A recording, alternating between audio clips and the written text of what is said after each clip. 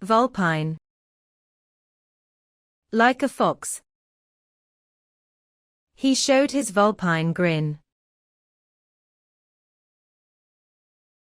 Premise.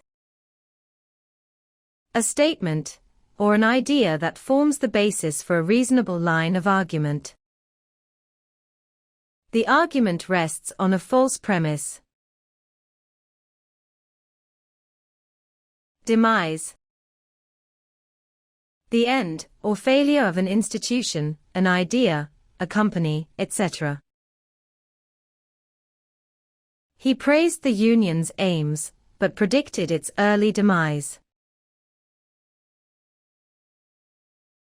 Megalomania. A strong feeling that you want to have more and more power. His bad personality is due to megalomania. Asinine. Stupid or silly. Her asinine excuse seemed ridiculous. Surfeit.